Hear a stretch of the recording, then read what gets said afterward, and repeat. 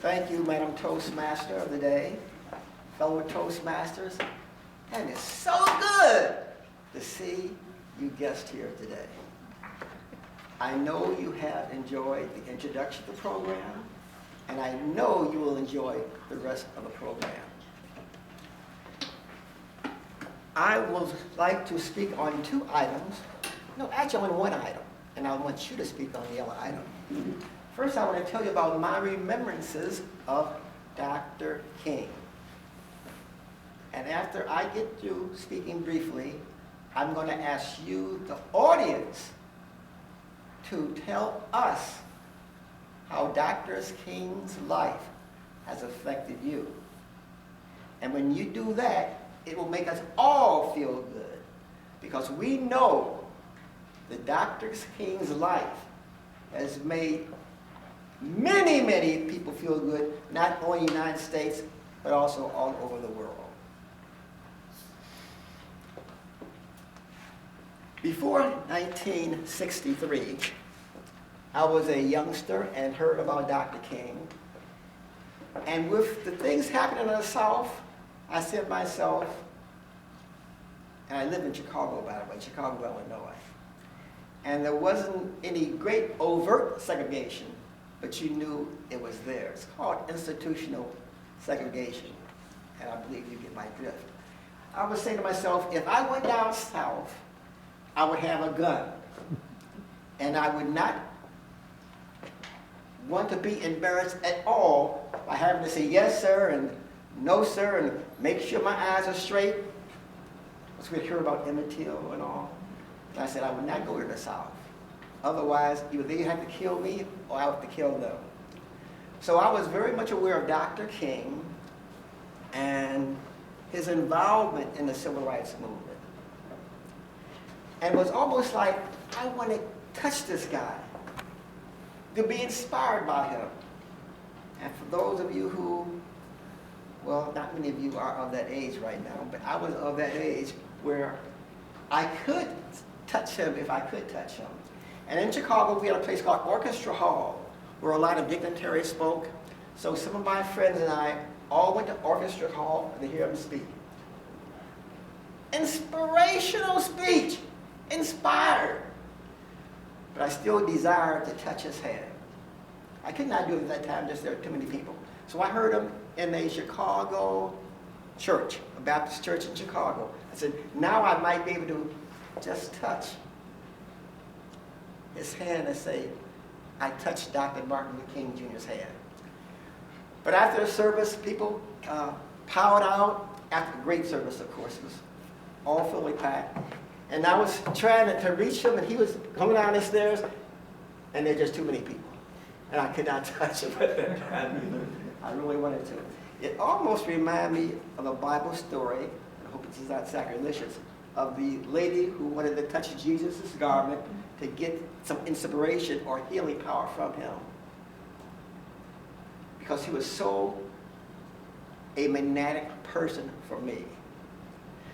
So lo and behold, I had a chance to go to the 1963 March on Washington.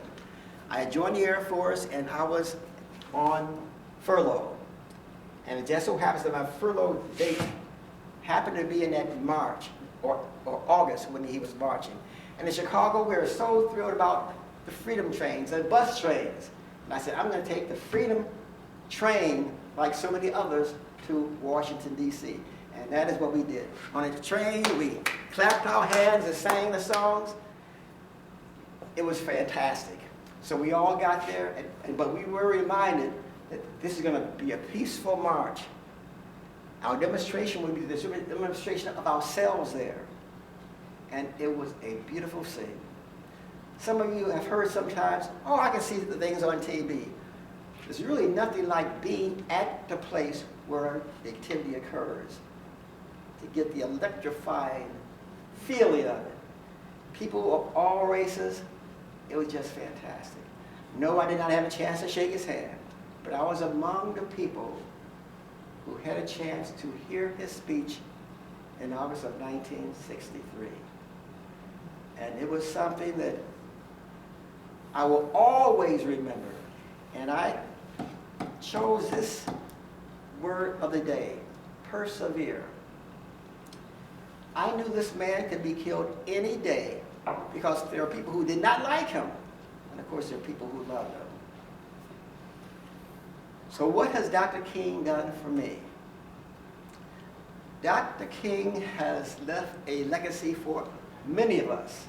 And I will want to hear what you have to say about it. But for me, he has given me the inspiration of not giving up on anything I want to do. And if the odds are very high and heavy, you persevere anyway. Now, by the way, all of us have an opportunity to persevere. Sometimes it can be a problem that we have had in the past, but sometimes it can be a goal that we have to meet. So all of us persevere, because some of us say, I don't have any problem, but you do have an issue of what you want to do. You want to be a better writer. You want to be a better speaker. And that is a goal that you persevere to do. And it's great. Even coming to the Associated Black Charities Toastmasters Club was great for me, because I saw the Associated Black Charities and I said, they are an organization who helps communities, helps solve problems, and I want to be a part of that. And I was a part of that when we first started with the Associated Black Charities. I went to several churches and talked about what they did in their programs. And it was so good to talk about what we're doing for ourselves.